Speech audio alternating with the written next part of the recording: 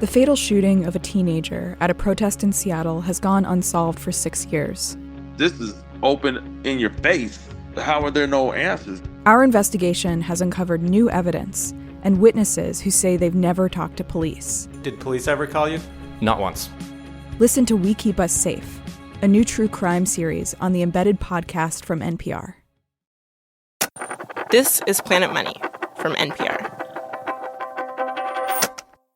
When you go to the movies these days, it can feel like every other movie poster is offering something based on a true story. Hollywood is hungry for dependable box office returns, and they seem to be banking on the idea that people will be more likely to buy tickets to a movie about something kind of familiar, which maybe explains all these celebrity-laden origin stories, of your favorite sneaker or ill-fated cell phone, or all the biopics from Elvis to Oppenheimer.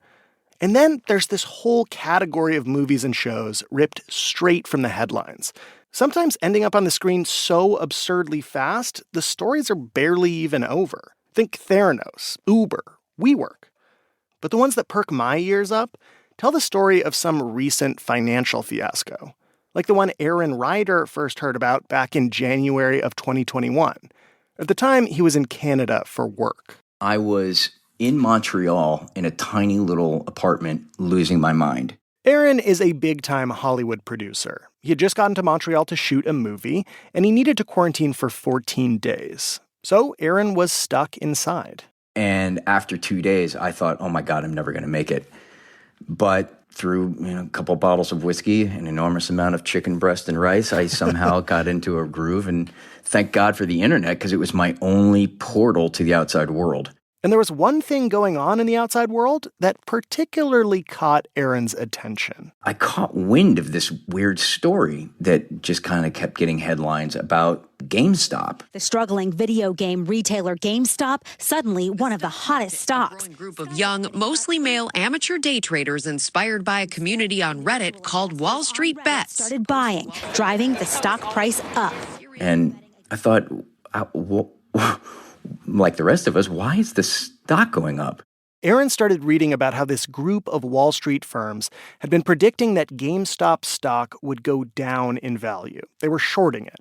But then this whole horde of amateur investors on Reddit were banding together and pushing the opposite theory, that GameStop was massively undervalued. And if everybody got on board and bought the stock, they could both make money and punish Wall Street.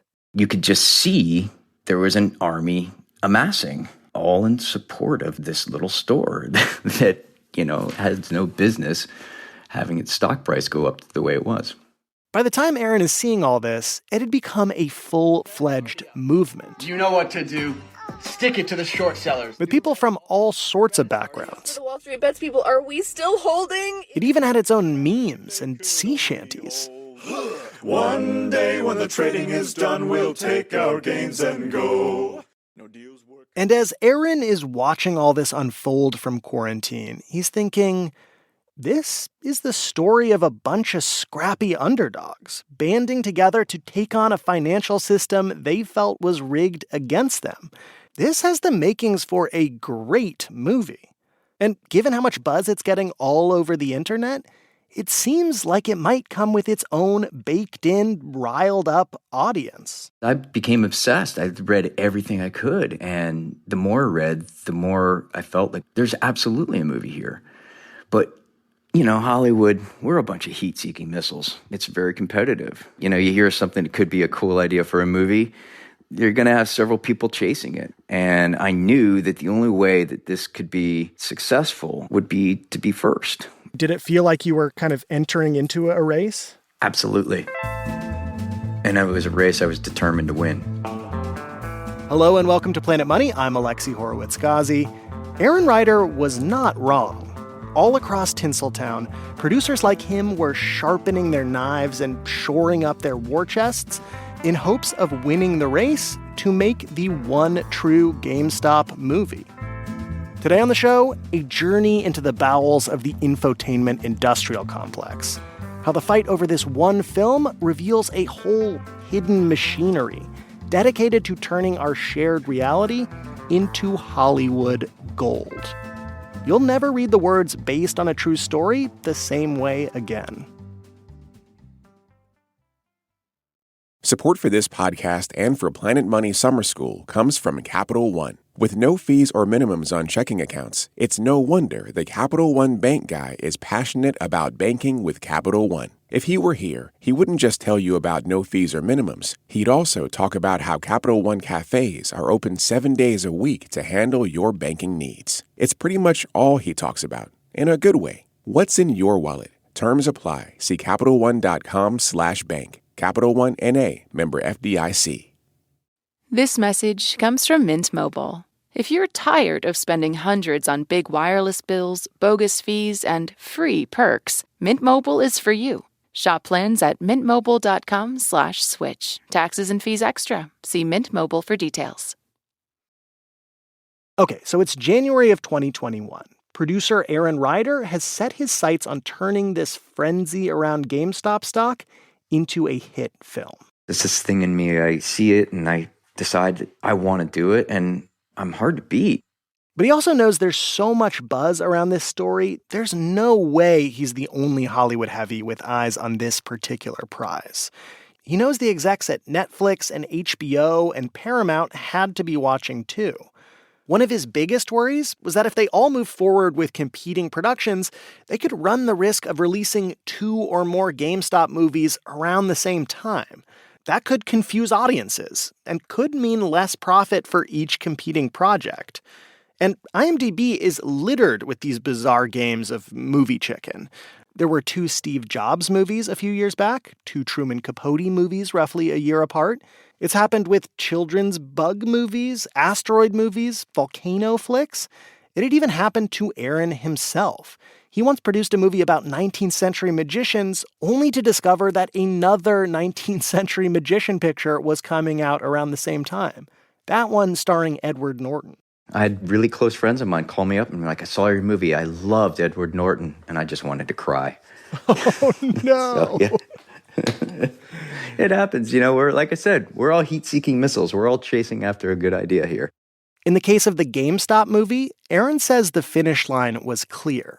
Be the first movie to get into theaters. Now, Aaron was actually in a pretty good starting position to pull this off.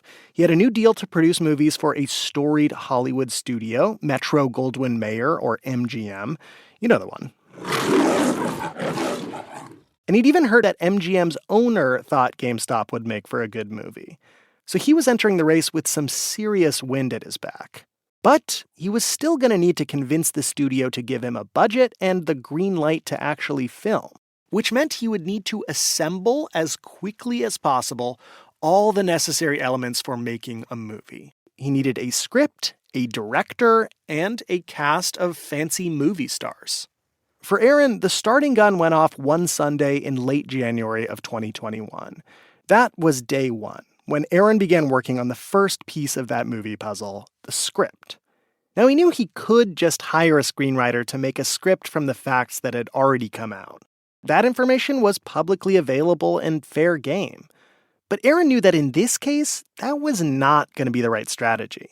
The GameStop situation at this point was still so nebulous, and the competition so intense, that what Aaron needed to start this race was to acquire an article or book or even a podcast episode that had already started to wrangle this woolly story into cinematic shape. The thing that I'm going to need is a piece of intellectual property. And if I could find the right IP and grab it and make an announcement, maybe I get ahead of everybody else. If Aaron could get his hands on the right piece of IP, not only would it give him a kind of blueprint to put together a script, but whoever made the article or podcast could potentially give him access to the real people at the center of the story. And maybe even more importantly, if he made a big public announcement that he'd acquired some blockbuster piece of IP, it could act as a signal to the market. It could strike fear into the hearts of all the other would-be GameStop movie producers out there. Convince them it just wasn't worth it to compete. So Aaron rounds up all the usual IP suspects. Day after day, he's scouring the New York Times, the Washington Post, the New Yorker. He's reading articles, watching videos, until on day 5 of his search? An agent friend of mine gave me a tip that there was a book proposal floating around that was all about the GameStop phenomenon. And this wasn't just any book proposal. It was a proposal by a writer named Ben Mesrich, or as his author's bio calls him, the reigning cowboy of narrative nonfiction. I mean, listen, anything that makes me seem like manly and athletic and, riding a horse with a cigarette in my mouth, that's me. Yeah. And then you meet me and you're like, oh, no, what happened to him? Ben may not be as manly or horseborn as he might like you to think, but he is prolific and writes incredibly fast. He's written 25 books in the last 27 years, mostly with one particular goal in mind. My dream was never, win a Pulitzer or win a National Book Award. My dream was always having a tie-in paperback that said, now a major motion picture. I mean, that's always been my dream as a writer, for better or worse. Ben started out writing pulp fiction thrillers, and he got into nonfiction in the early 2000s sort of accidentally. That's when he stumbled into the story of a group of MIT students who made millions of dollars counting cards in Vegas casinos. That book was adapted into a Hollywood movie called 21. Not long after, another one of his books, The Accidental Billionaires, was adapted by Aaron Sorkin into the script for the movie The Social Network. Now, Ben was not the only one to discover the lucrative wonders of selling IP to Hollywood. During the golden age of streaming, places like newspapers, magazines, even podcast companies all got in on the action. But Ben has managed to stand out from the pack in a couple of ways. First, Ben does not identify as a journalist. He takes liberties that would just never fly in a newsroom. Like he makes up dialogue or sometimes combines characters to make the most dramatic version of the story. And that high drama has made his books pretty appealing to producers in Hollywood. What do you think your kind of competitive advantage is in the world of Hollywood IP? That I'm writing a thriller. So it's not like I'm writing trash. I'm trying to write Shakespearean dramatic themes, but it's young people in exciting locales with lots of money and sex, right? As opposed to what a journalist is doing, which is they're trying to give you the facts. I'll give you the facts, but you're going to like them. Ben says the second thing that's given him the biggest edge in selling books to Hollywood is the understanding that what he's selling isn't really a 300-page book. What he's really selling is the idea of a book, all of it contained in a punchy 10-page proposal. That's the real magic, is being able to sell a story on 10 pages, because nobody in Hollywood's going to read more than that before they're making a decision. So every book for the past 10 years, I've written a 10-page book proposal. I've sold it either as a movie or as a television show, and then I've pitched it to my publisher. So every one of my books has a movie deal before I present it to the publishers. Wow. So when Ben hears about the GameStop saga in mid-January of 2021, he says it was immediately clear this was his kind of story. He spends just one day doing research, figuring out what characters he might want to focus on, the sources he'll want to interview, how the story arc will work.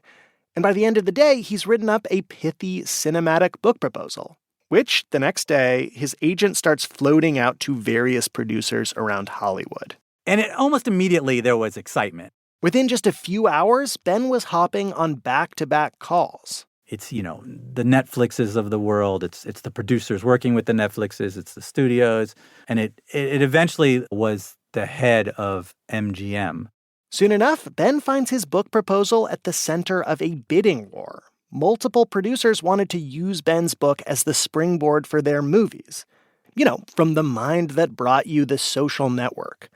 On one side is our producer Aaron Ryder and his team at MGM, and on the other is another major Hollywood studio. Ben didn't remember which studio, so I asked Aaron Ryder if he remembered. Absolutely. And if you think I'm going to tell you who they were, no way. They're still my friends. Hollywood does seem like a very small place. It's tiny. And, everybody's got their hands in everybody else's pockets. Aaron was willing to go financially toe-to-toe with his friends at the other Hollywood studios because Ben Mesrich was a bankable writer who promised to finish the book in just a couple months. For whichever producer won the bidding war, Ben's book would be a huge advantage to getting to a workable screenplay first. And Ben Mesrich himself says the bidding heated up quickly. The numbers just start getting crazy. Do you mind ballparking them? What are we talking? It goes beyond $1 million, let's put it that way. And MGM I think it was like at midnight, called with a take it or leave it offer that was something like $500,000 higher than the other offer. So I was not doing the noble thing necessarily. I was doing the correct thing in this moment. Producer Aaron Ryder had been searching for the perfect piece of IP for 5 days. And on day 7, he was able to seal the deal and buy the rights to make Ben's book into a movie. And the first thing he does with this deal is announce it to the world, to send a signal to Hollywood that MGM meant business. We're planting a flag. It's like, hey, we have this piece of IP. It's formidable. We're making this movie. And I think that put us in the best possible position to try to jump ahead of the pack. But within a few days, the pack starts to catch up. By day 9, Netflix was reportedly in talks to work with the guy who wrote and produced The Hurt Locker and Zero Dark 30. By day 13, HBO announced they were teaming up with mega Hollywood producer Jason Blum, whose company Blumhouse Productions made the Paranormal Activity franchise and Get Out. And eventually, Paramount got into talks with the New York Times to option their reporting. For Aaron, all of this news was more than a little concerning. He knew if another company could get far enough ahead of them in production, it could scuttle the momentum within his studio. But at the same time, Aaron knew that whatever was happening at other studios was out of his control, and that dwelling on the competition was not going to help. The best way to win a race is to not look behind you and just kind of focus on what's in front of you. Aaron had to look forward. He had to take the race step by step. And our next step was trying to find the right writer. Which is to say, the right screenwriter. The person to take the baton and turn Ben Mesrick's treatment into actual dialogue and scenes for a director to bring to life. In practical terms, Aaron is looking for people who've written similar movies, whose schedules will work.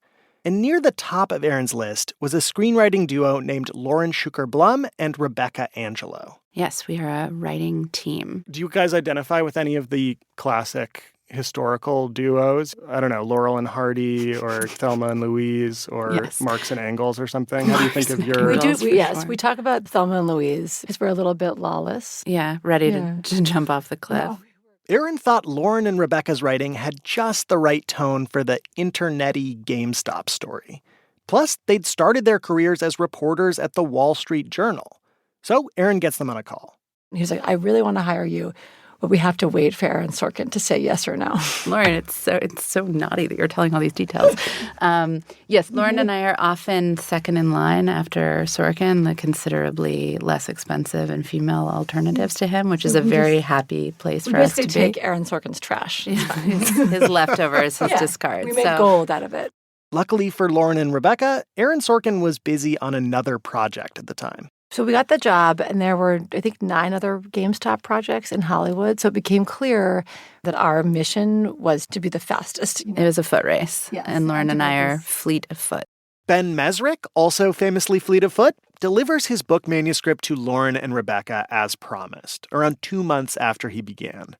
And Lauren and Rebecca get to work actually writing a script. And as they jump into writing, they're mostly focused on the task at hand. They don't pay much attention to whatever's going on with their competitors. But there is one project that's kind of impossible to ignore. Because as it turns out, Hollywood is even smaller and more preposterously intertwined than Aaron let on. It goes deeper than everyone just having their hands in each other's pockets. At what point did you realize one of your screenwriters was married to another big-time producer who was working on a competing GameStop feature film?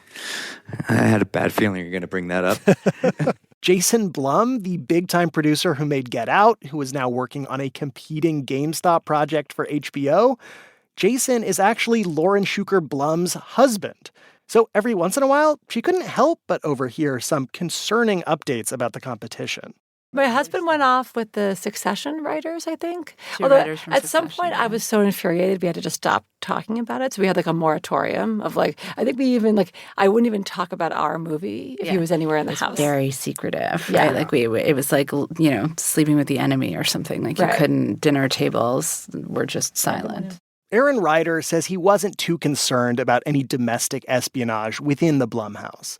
He trusted his Hollywood peers to handle it like adults.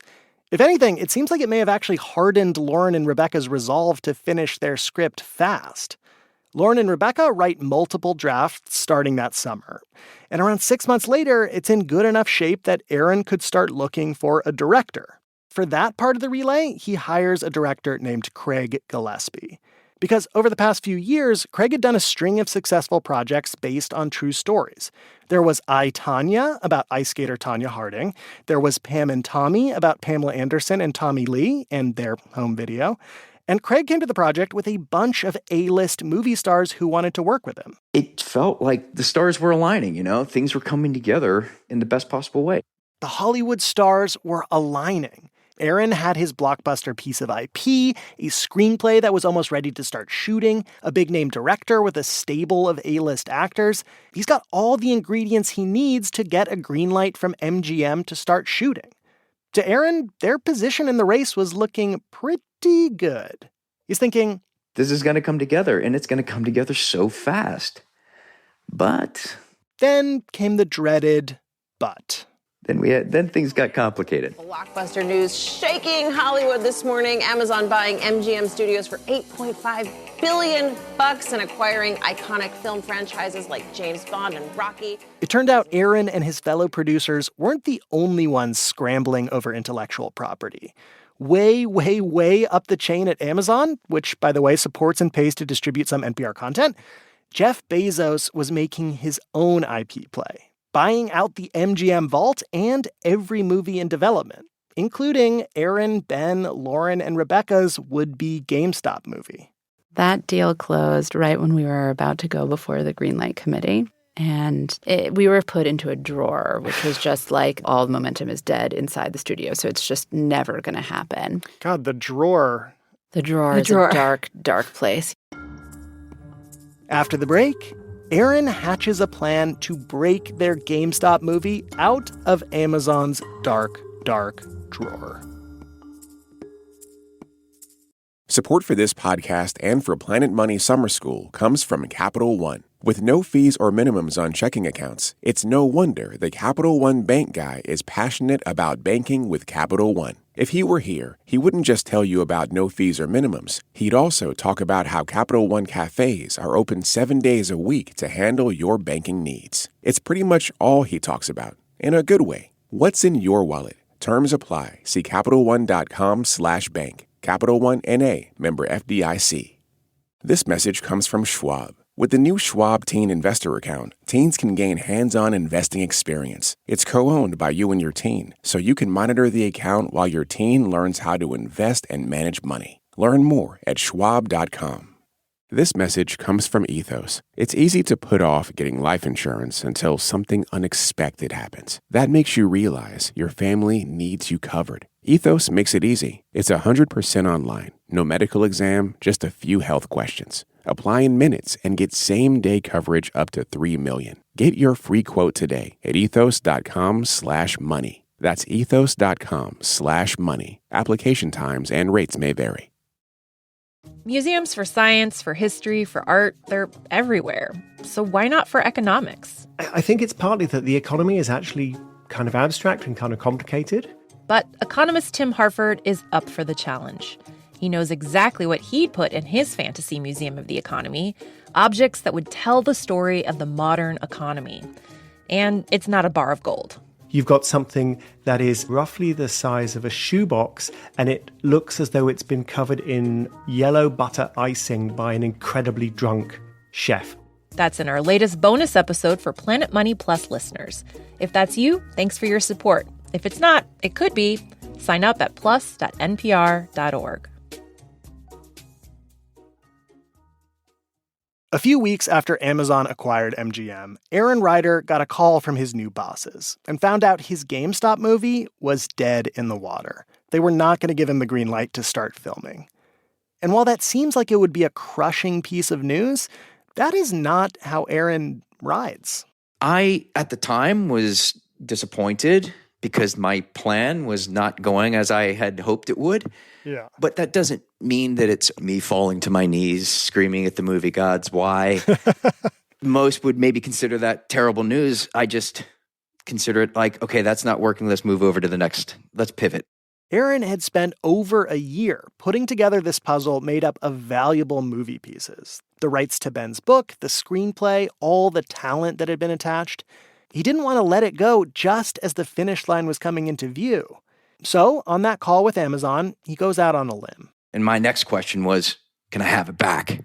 In other words, could Aaron take this project and finish it with some other company?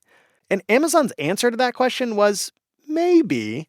But making a deal to rescue the project from their dark, dark drawer would also be up to Aaron. He was going to need a small army of lawyers to negotiate the deal and to find a new financial backer. Aaron would need money both to buy Amazon out of all that valuable IP and to pay the tens of millions of dollars to actually make the movie. So this is like the moment in a movie that, screenwriters sometimes call like the dark night of the soul or the all is lost moment, where it seems like the hero might be facing defeat. Like, was there one moment where you kind of felt that most acutely before you figured out your plan? There was a moment where I went over to Craig's house and we sat down and he said, I really want to make this film. And I said, I do too. I'm not sure exactly how we're going to do it, but I think we can pull it together. We shook hands and we went out to the town and said, this movie's getting made. Who wants to get involved? Given how far along the project was and all the big names attached, there was a lot of interest, including from some major studios. But most of them would have probably wanted to develop it and do another draft or two. But, at this point, what we wanted to do is, first and foremost, keep it on this fast track. So your eyes were still on the prize at that point of kind of getting it to the screen as quickly as possible. Absolutely. Aaron is still thinking about beating all the other projects that are vying to be the first GameStop picture. So Aaron and his team started entertaining the idea of going independent, of making the film without a big studio in order to get the movie across the finish line before anyone else. And that is when Aaron found his funder. It's really one conversation with Teddy. Teddy Schwarzman is a Hollywood producer and the son of Wall Street giant Steven Schwarzman, who runs the Blackstone private equity group. And Teddy's company, Black Bear Pictures, had the deep pockets and financial independence to buy the project off of Amazon and get it into production almost immediately. And when they hopped on the Zoom, Teddy saw the advantage of moving fast. Teddy basically committed to saying, look, if you guys can hit this budget, let's do it. We are agreeing to do it on your timeline. And so we did that. It was a handshake deal right up front. How did it feel once you kind of had locked in that deal? Once we locked in the deal, then we had an enormous amount of work that needed to be done in a relatively short period of time. But that's the fun of it. That to me is, I love that. That just feels like the movie's getting made then. Pretty soon, Aaron's crew was able to confirm the cast. Paul Dano would star as the movie's protagonist. Pete Davidson, boyfriend to the stars, agreed to play his brother. And Seth Rogen would play a hedge fund manager whose firm lost billions of dollars on GameStop. Once the package came together, once the financing was in place, once we had a start date, that was the biggest moment because then word gets out about that and other projects start to die. Screenwriters Lauren Schuker-Blum and Rebecca Angelo say it's hard to know which of the original projects they were competing against actually got put into their own dark, dark drawers at their respective studios. But in this case, because Lauren is married to one of the competitors, she actually did get a little more inside information than usual. At some point, my husband was like, our project is not happening, FYI. And we went, oh. What did you feel when you heard that? It's such a miracle that a movie gets made that we were just so focused on our movie. I think also, it's not. It sounds like I'm being like cute, but truly, like we had a movie that was getting made. We were on set shooting a movie. By the time he at that point, we had forgotten about everything. Defeat, we had shot like half of our film, so it was.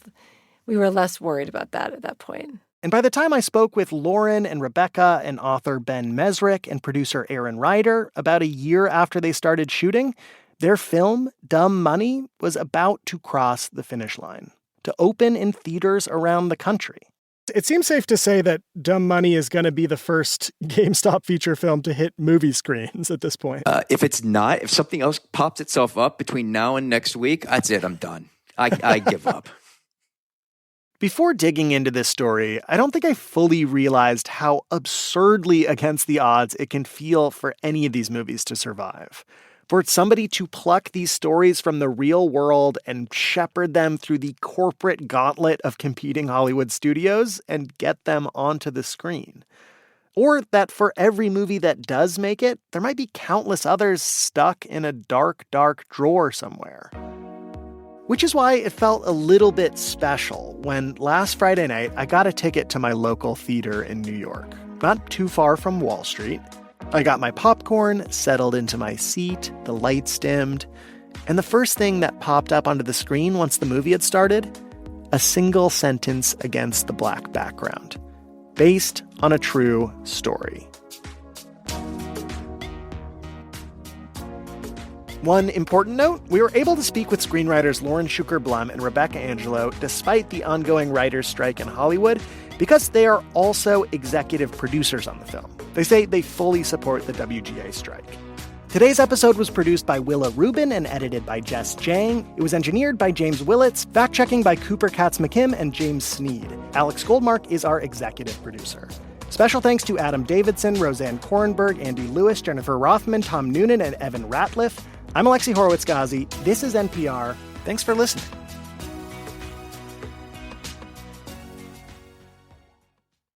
This message comes from Thumbtack. Avoiding your unfinished home projects because you're not sure where to start? Thumbtack knows homes so you don't have to. Don't know the difference between matte paint finish and satin? Or what that clunking sound from your dryer is? With Thumbtack, you don't have to be a home pro. You just have to hire one. You can hire top-rated pros, see price estimates, and read reviews all on the app. Download today.